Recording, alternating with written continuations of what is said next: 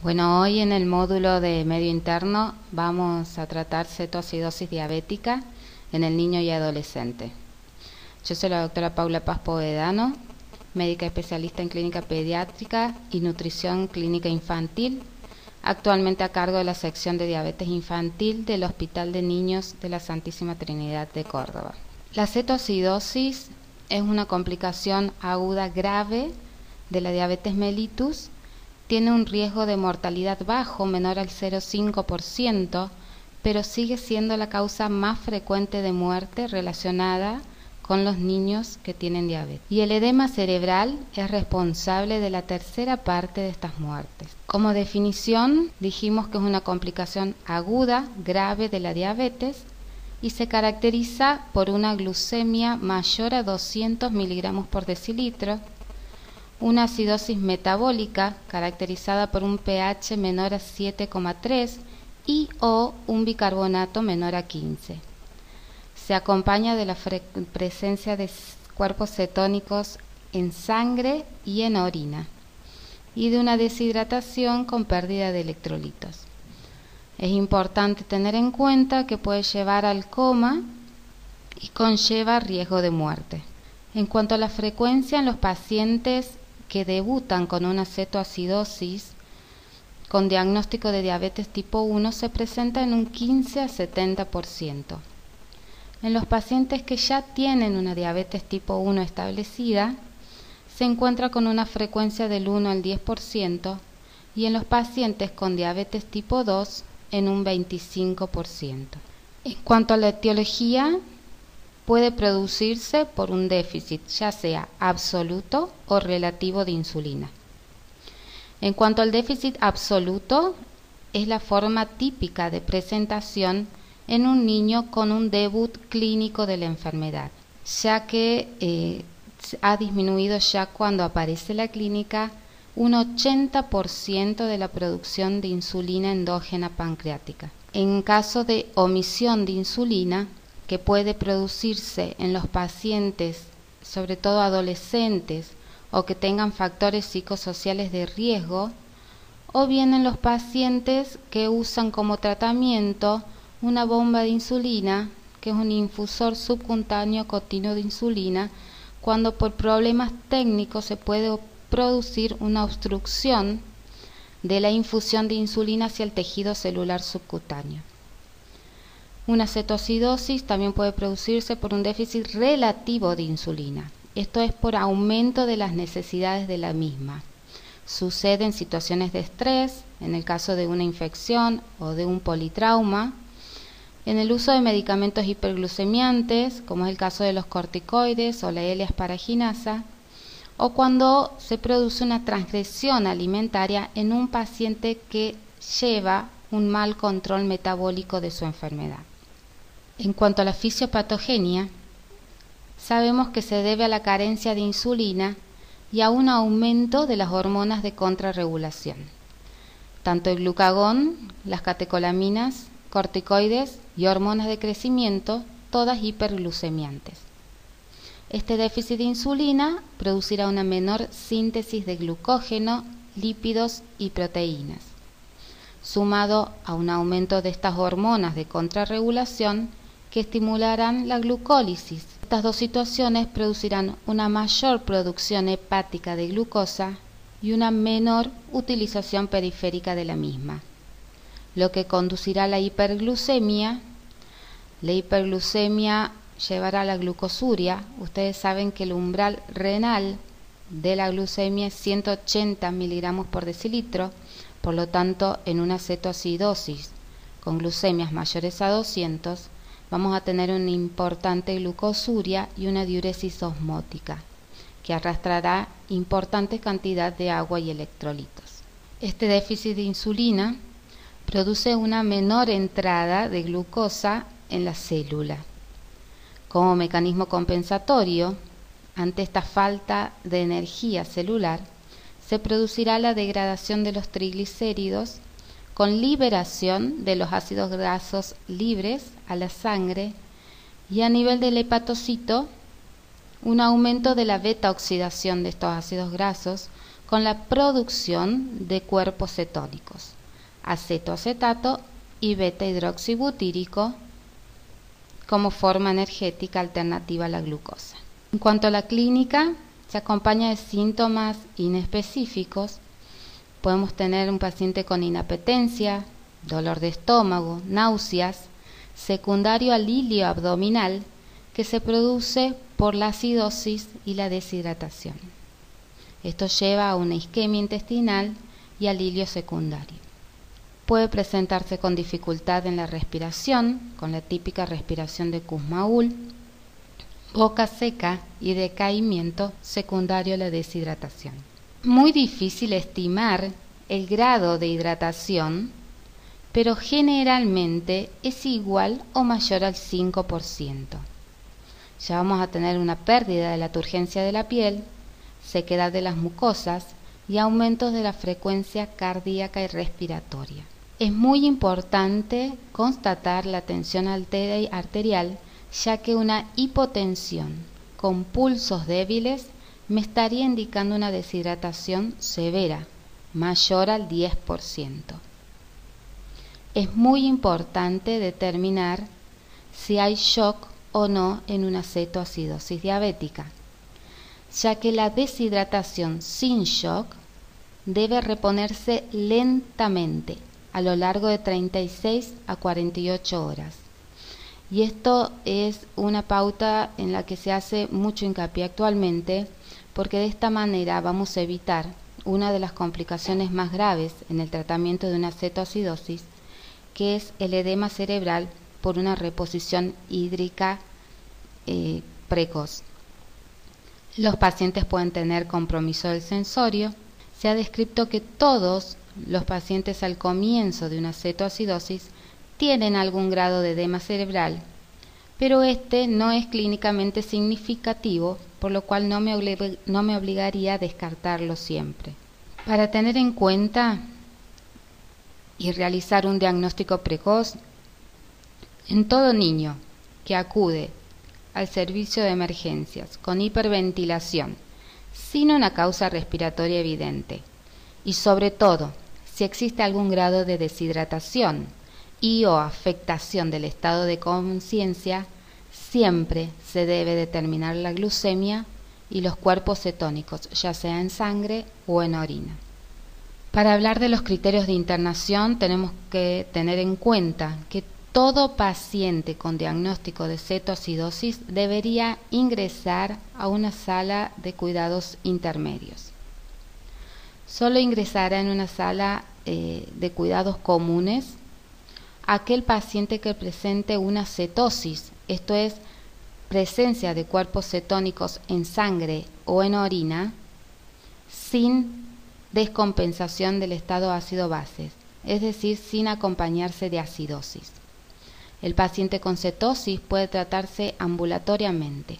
Solo será internado aquel que presente una intolerancia oral y aquel paciente que no mejore ante un tratamiento inicial en guardia de 3 a 4 horas.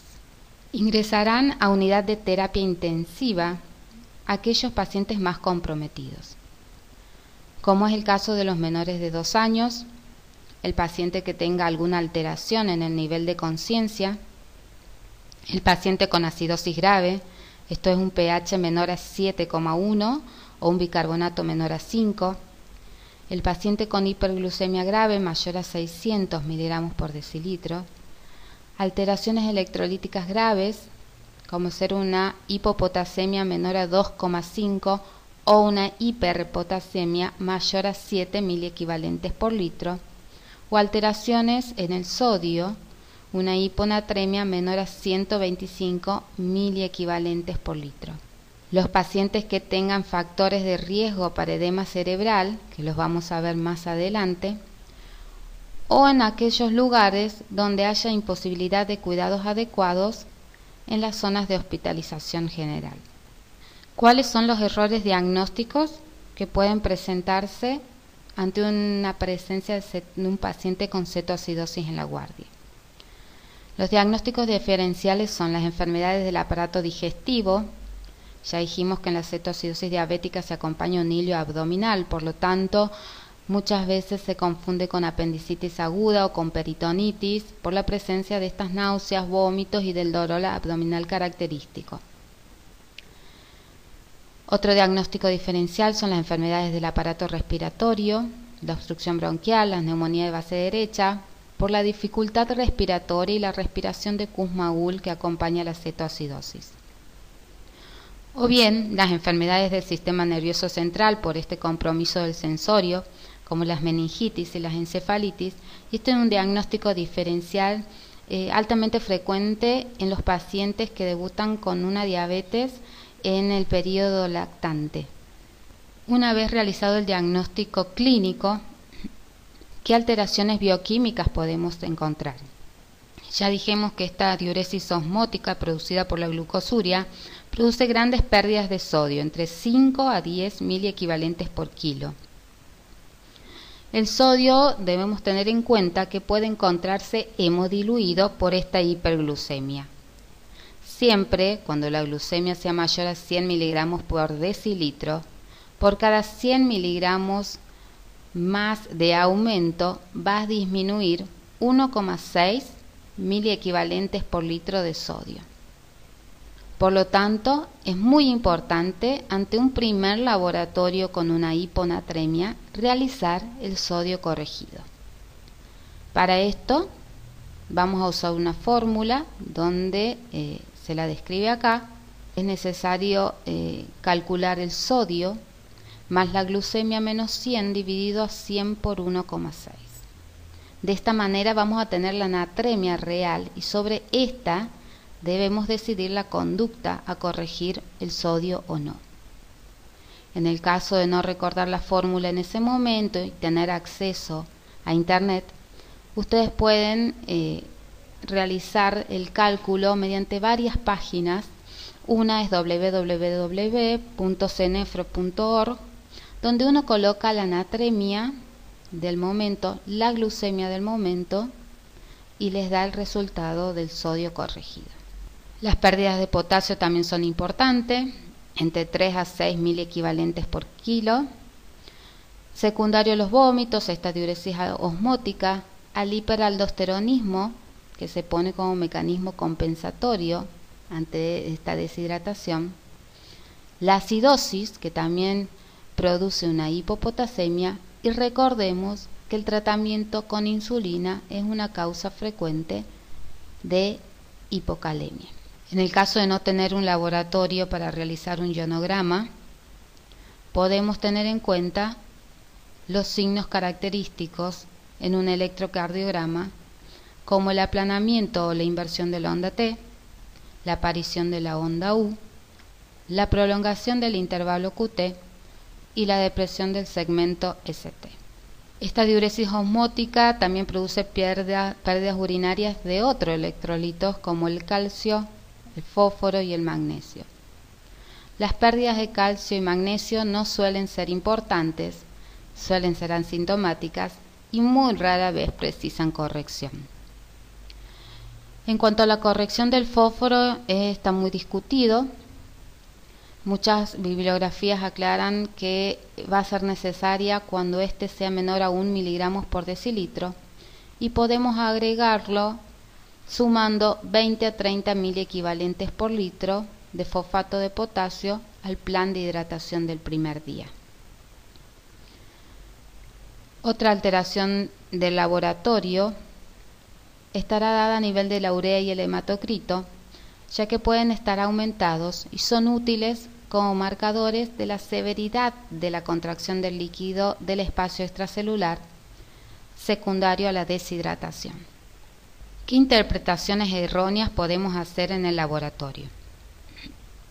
Los glóbulos blancos pueden estar aumentados, incluso puede haber una desviación a la izquierda, acompañado de un aumento de los reactantes de fase aguda como la eritrosedimentación. Esto se debe en respuesta al estrés por este aumento de las catecolaminas y de las citoquinas inflamatorias como el factor de necrosis tumoral alfa, interleuquinas 6, 8 y otras.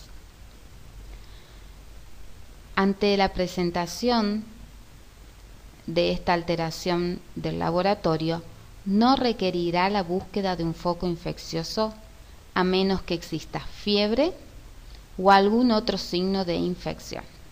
¿Cómo podemos clasificar la cetoacidosis? Esta es la clasificación según ISPAD 2009, actualizado el 2014, que es la Sociedad Internacional de Diabetes en Niños y Adolescentes. La cetoacidosis se puede clasificar de acuerdo al pH y al valor del bicarbonato. En leve, si el pH es menor a 7,3 y el bicarbonato menor a 15. Moderada, si el pH es menor a 7,2 y el bicarbonato menor a 10. Y severa, que este era el caso donde requerirá un ingreso a terapia intensiva, cuando el pH es menor a 7,1 y el bicarbonato menor a 5. ¿Qué debemos solicitar? Como primera pauta para realizar el diagnóstico de cetoacidosis, solo nos hará falta una glucemia, glucosuria y cetonuria y un estado ácido-base. Es muy importante no omitir el pedido de glucosuria y cetonuria, ya que podemos tener un diagnóstico de un paciente que ya tiene una diabetes establecida y acude a la guardia con una hiperglucemia, y realizándole este laboratorio, que podemos tenerlo en 1 o 2 minutos con una simple micción urinaria, estando negativa la cetonuria, no haría falta ya solicitar el estado ácido-base. También nos diferencia mucho si un paciente ingresa con una hiperglucemia y solicitamos un estado ácido-base donde observamos una acidosis metabólica y sin presencia de cuerpos cetónicos en orina, debemos pensar en otra causa de su acidosis metabólica y no en una cetoacidosis diabética, ya que no existiría una cetoacidosis diabética sin presencia de cuerpos cetónicos en orina. ¿Cómo debemos continuar cuando ya iniciamos el tratamiento para su cetoacidosis? Vamos a solicitar un estado ácido-base a las 2 horas del ingreso, a las 6 y a las 24 horas. Una vez que ese estado ácido-base se compensó con un pH mayor a 7,3 o un bicarbonato mayor a 15, no es necesario continuar con esta evaluación de laboratorio. El ionograma y la glucemia deberán ser solicitadas a las 2 horas, a las 6 y a las 24 horas del ingreso. Por supuesto que glucemia por medio de glucomíter vamos a solicitarle en un principio cada 1 hora. Solo la glucemia de laboratorio se hará a intervalos más largos. La urea solicitaremos al ingreso y a las 24 horas, al igual que el hematocrito, y la glucosuria y la cetonuria continuaremos realizándola en cada micción. ¿Qué controles debemos tener? El nivel de conciencia, chequearlo cada 1 hora hasta que se recupere. Los signos vitales, la frecuencia cardíaca, respiratoria, tensión arterial y temperatura, cada 1 hora hasta compensar. El peso, inicialmente a las 8, 12 y 24 horas, y un balance de ingresos y egresos cada 4 horas. Una vez realizado el diagnóstico clínico y de laboratorio, procederemos al tratamiento cuanto antes. Para realizar la hidratación de un paciente con cetoacidosis diabética, debemos tener en cuenta, como dijimos anteriormente, si el paciente se encuentra en shock o es una deshidratación moderada y severa sin shock. En el caso de los pacientes sin presencia de shock hipovolémico, realizaremos la hidratación con solución fisiológica a 10 mililitros por kilo en 1 o 2 horas. Y en el paciente que se acompaña de un shock hipovolémico donde vamos a tener hipotensión, oliguria y pulsos débiles, se realizará con solución fisiológica a 20 miligramos kilo endovenoso en bolo. Excepcionalmente se requiere más de una expansión. No deben reponerse las pérdidas y es muy importante que tengamos en cuenta no excedernos a los 50 mililitros por kilo en las primeras 4 horas de tratamiento. Mahoney, que es un autor que escribe mucho sobre hidratación y cetoacidosis, nos habla de que una hidratación segura no debería superar los 20 mililitros por kilo en la primera hora y los 10 mililitros por kilo en la segunda hora. En este momento del tratamiento es muy importante tener en cuenta si el paciente viene derivado de otro lugar y si ya se comenzó con hidratación en otra institución para descontarla del volumen que indicaré en estas primeras horas. De esta manera estaré disminuyendo los factores de riesgo de una hidratación rápida para producir el edema cerebral. Si al ingreso de nuestro paciente en el laboratorio encontramos un potasio bajo, es muy importante corregirlo antes de comenzar el tratamiento de insulina. De lo contrario, tendremos una hipopotasemia mayor. La corrección del potasio puede hacerse junto a la expansión con la solución fisiológica a 20 miliequivalentes por litro de solución fisiológica. El flujo máximo no debe pasar de 0,5 miliequivalentes kilo hora y debemos realizarlo con monitoreo. Si el paciente tiene un potasio normal, puedo iniciar el tratamiento con el mismo luego de realizar la expansión inicial y ya comenzada la insulinoterapia. En cuanto al bicarbonato, también muy discutido en el tratamiento de la cetoacidosis diabética, tenemos que tener en cuenta que no debe ser administrado de forma rutinaria, ya que la acidosis muchas veces se corrige con la insulina y con el líquido. La administración de bicarbonato se asoció a un mayor riesgo de edema cerebral porque estimula la captación mitocondrial de esos ácidos grasos libres y aumenta más la probabilidad de hipopotasemia. ¿En qué casos puede ser beneficioso el aporte de bicarbonato? En aquellos pacientes que presenten un pH menor a 6,9, en los pacientes que tengan una contractilidad cardíaca disminuida o una hipercalemia severa. En caso de ser necesario el aporte de bicarbonato, este se hará en 1 a 2 miliequivalentes o milimoles por kilo en 60 minutos. Bien, ¿qué hacemos en la rehidratación hídrica posterior? Dijimos que la hidratación de un paciente con cetoacidosis diabética debería realizarse en 48 horas. Para calcular el volumen vamos a tener en cuenta el mantenimiento más un déficit del 10%. Este déficit será repuesto la mitad en las primeras 24 horas y la otra mitad en las segundas 24 horas. Por lo tanto, luego de la expansión con solución fisiológica, ya sea en 1 o 2 horas en el paciente sin shock o endovenoso embolo en el paciente con shock, continuaremos con el plan de las primeras 24 horas, que dijimos que era el mantenimiento más un 5% de ese déficit. Esto se calcula con un volumen de 3.000 mililitros metros cuadrados por día de superficie corporal, donde tienen ustedes ahí descrita la fórmula, que es peso por 4 más 7 dividido peso más 90. ¿Qué tipo de fluido vamos a administrar? Vamos a continuar con solución fisiológica y le vamos a agregar cloruro de potasio. Ustedes tienen ahí la solución puesta, solución fisiológica 500 mililitros más cloruro de potasio 3 molar, 7 mililitros. Esto podemos infundirlo por el término de 4 horas.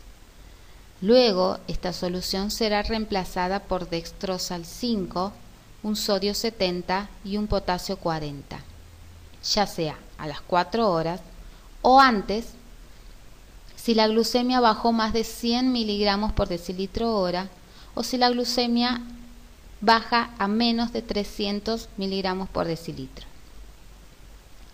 tenemos que tener en cuenta que nunca debo pasarme de 4.000 mililitros por metros cuadrados de superficie corporal por día, o a más de 1,5 a 2 veces las necesidades basales del paciente. De esta manera voy a estar cuidando la hidratación, que debo realizarla, recuerden, en forma lenta. Para las segundas 24 horas haremos nuevamente el mantenimiento más el otro 5% del déficit. Por lo tanto voy a calcularlo con el mismo volumen, a 3.000 mililitros por metros cuadrados de superficie corporal por día. La solución será igual al día anterior, ajustando el volumen endovenoso según la tolerancia oral de mi paciente. Podemos comenzar realizando el total de volumen, 2/3 vía oral y 1/3 endovenoso, y a medida que progrese esa tolerancia oral, disminuiremos el volumen endovenoso y aumentando la cantidad de líquidos por vía oral, hasta llegar a la totalidad del volumen de ese día administrado oralmente. En este cuadro tenemos una forma fácil de calcular el goteo para las primeras y segundas 24 horas, ya que el volumen, dijimos, es el mismo. Por lo tanto, del lado izquierdo, según el peso del paciente, ustedes pueden calcular el goteo por mililitro kilo hora. De esta manera, teniendo este cuadro a mano y conociendo las soluciones que iremos a preparar para este primer y segundo día, solo me queda restar calcular el goteo a infundir en mililitros kilo hora. Pasemos al tratamiento con insulina. Es muy importante comenzar la administración de la misma 1 a 2 horas después de comenzar la fluidoterapia. Esto está demostrado que no debe comenzarse la insulina inmediatamente llega el paciente a la guardia y se hace el diagnóstico. Debo comenzar primero con la solución fisiológica y terminada la misma a la 1 y a las 2 horas comenzar con el tratamiento insulinoterápico. ¿Qué dosis vamos a usar? Siempre a 0,1 unidad kilo hora, tanto al inicio como las correcciones posteriores. En niños pequeños puede ser necesaria una dosis menor, a 0,05 unidades kilo hora. Les diría que hasta en menores de 5 años siempre usar y comenzar con esta dosis. Se la puede administrar en goteo continuo, subcutánea o intramuscular. Nunca debe usarse insulina endovenosa en bolo. Lo importante cuando usamos la vía subcutánea, siempre tener en cuenta que cuando tengamos presencia de cuerpos cetónicos, como sería en este caso de una cetoacidosis o una cetosis, es mejor administrar la inyección subcutánea en abdomen, porque es una vía de absorción más rápida que las otras zonas donde podemos administrarla. Este es un estudio multicéntrico que se realizó en el año 2007-2008 comparando la administración de insulina en pacientes con cetoacidosis diabética. Se comparó la vía endovenosa, la intramuscular y la subcutánea. Y no se observaron diferencias significativas en el tiempo requerido para alcanzar un pH de 7,3 según la vía de administración. Inclusive, en este estudio se observó un menor tiempo para lograr este pH compensado con la administración de la vía subcutánea. Por lo tanto, las 3 opciones son válidas para el paciente que ingresa con este diagnóstico. La contra de la administración por vía subcutánea es que al paciente lo tendríamos que pinchar cada 1 hora debido a la frecuencia con la que debo administrar la insulina en las primeras horas del tratamiento de la cetoacidosis. Al contrario que la vía endovenosa, donde podemos calcular un goteo continuo de insulina, no requiero yo molestar al paciente cada 1 hora. Pero siempre digo, si no estoy seguro de cómo preparar el goteo, es preferible los pinchazos cada 1 hora por vía subcutánea antes que un error en la administración de insulina que me puede llevar a complicaciones más severas. ¿Cómo preparo el goteo continuo de insulina?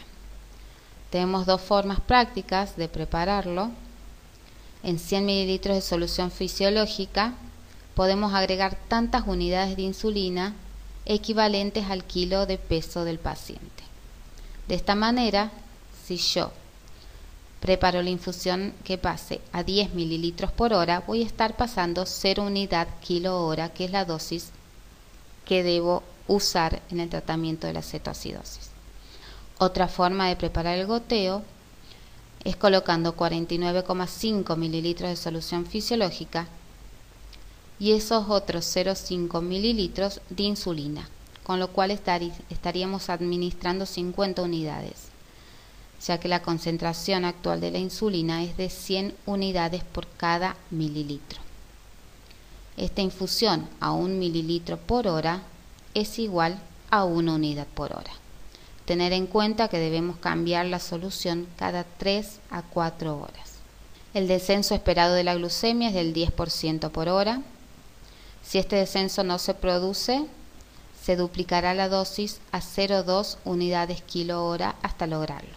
Si a pesar de un descenso satisfactorio de la glucemia persiste una acidosis, es decir, un pH menor a 7,3, debemos aumentar el flujo de glucosa. En pacientes que presentan un gran deterioro nutricional, puede ser necesario llegar a flujos altos de 7 miligramos kilo por minuto. ¿Cuándo puedo pasar a controles cada 4 horas? Si el paciente se encuentra clínicamente estable, si presenta un pH mayor a 7,3, un bicarbonato mayor o igual a 15 y una glucemia de 250 miligramos por decilitro o menos. Al pasar a controles cada 4 horas, de acuerdo a la glucemia obtenida, debo colocar tal dosis de insulina subcutánea. Acá tienen este cuadro donde pueden guiarse para saber qué dosis debe ser administrada. Es muy importante que tengan en cuenta si la glucemia les da menor a 120, no debo esperar 4 horas para volver a tomarla. En este caso, el control se realizará a la hora siguiente. Siempre que coloque una corrección de insulina corriente según la glucemia, ahí sí pasaremos al próximo control dentro de las siguientes 4 horas. ¿Qué complicaciones puedo tener en un paciente con cetoacidosis diabética? Las complicaciones más frecuentes son la hipoglucemia y la hipopotasemia. Las más graves, el edema cerebral y pulmonar. Y las más raras, muy difíciles de ver, la trombosis y hemorragia del sistema nervioso central o bien la presencia de arritmias. ¿Cómo realizamos el tratamiento si se complica con una hipoglucemia? Acá vamos a tener en cuenta solamente la edad del niño para hacerlo fácil.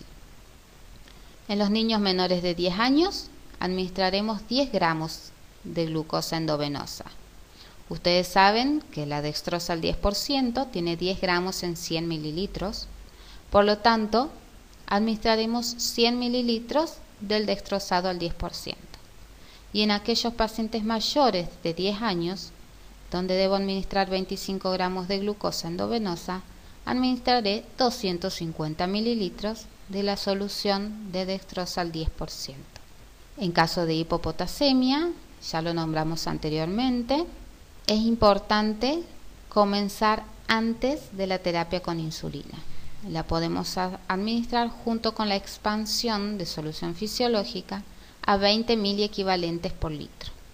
Recordar la máxima infusión recomendada para el potasio, 0,5 miliequivalentes por kilo por hora.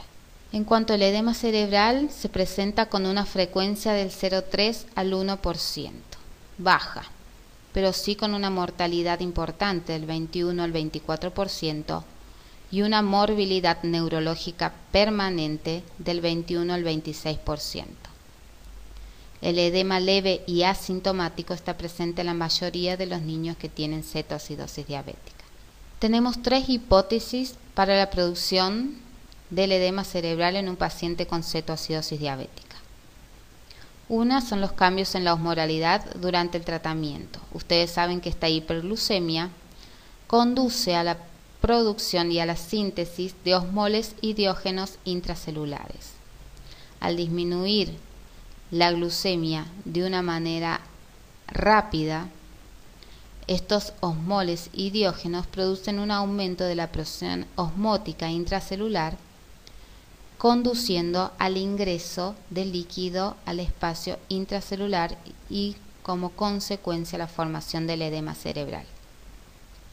Otra teoría es la del edema vasogénico, donde los cuerpos cetónicos y estas citoquinas inflamatorias actúan sobre el endotelio vascular, aumentando la permeabilidad de la barrera hematoencefálica.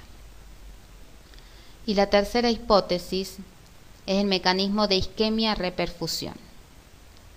Una hipoperfusión cerebral durante el inicio de la cetoacidosis y su resucitación con líquidos de manera vigorosa puede producir con mayor frecuencia este edema cerebral.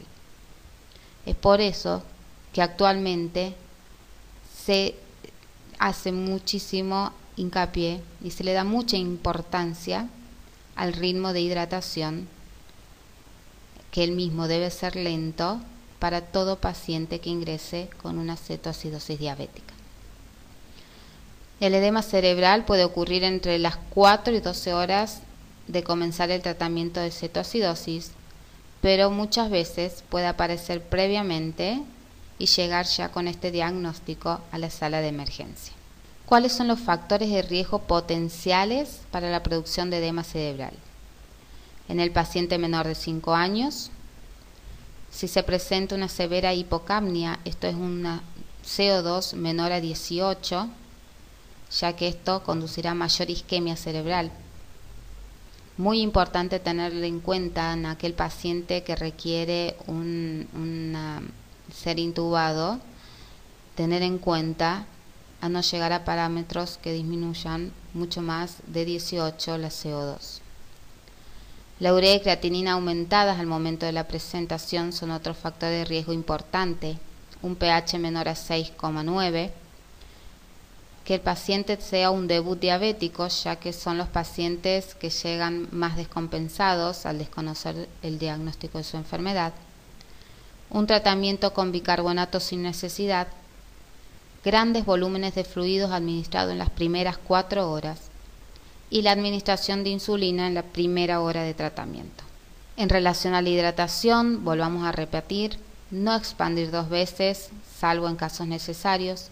No reponer las pérdidas, no repetir el plan a 6 horas e hidratar según necesidad.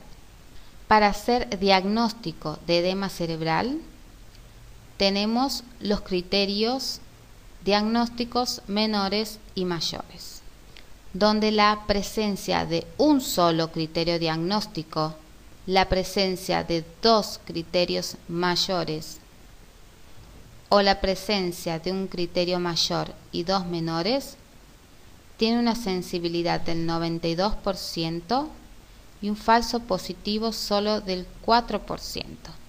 Para realizar el tratamiento del edema cerebral, una vez diagnosticado, tenemos que iniciarlo inmediatamente se sospecha el cuadro. Vamos a disminuir la administración de fluidos a 1/3 del volumen. Administrar manitol a 0,5 a 1 gramo por kilo, esto es 5 mililitros por kilo de la solución al 20%, endovenoso en 20 minutos. El mismo puede repetirse si no hay respuesta en media hora o 1 hora. Como segunda línea del tratamiento, si no hay respuesta al mannitol, se podrá usar el cloruro de sodio hipertónico al 3% en 5 a 10 mililitros por kilo en media hora. Debemos realizar la elevación de la cabecera y si hay falla respiratoria se realizará la intubación endotraqueal, pero debemos tener en cuenta con la hiperventilación. Una PCO2 menor al 22 se ha asociado con un mal pronóstico y la misma no se recomienda. Luego de iniciado el tratamiento y con el paciente estable, deberá realizarse una tomografía computada para descartar otras causas de deterioro neurológico, hemorragias o trombosis. El pronóstico del edema cerebral conlleva una mortalidad del 20 al 50%, habíamos dicho una morbilidad también alta del 35%, y los factores de peor pronóstico son los síntomas neurológicos al diagnóstico, los valores iniciales de urea y el requerimiento de asistencia respiratoria mecánica. Esto es todo, muchísimas gracias. Por cualquier consulta e inquietud les dejo mi mail y seguido también un ejercicio donde pueden practicar y ustedes calcular la hidratación que requerirá un paciente con diagnóstico de cetoacidosis diabética, y ante cualquier duda, con mucho gusto los ayudo enviando cualquier consulta a mi dirección de mail. Hasta la próxima. Muchas gracias.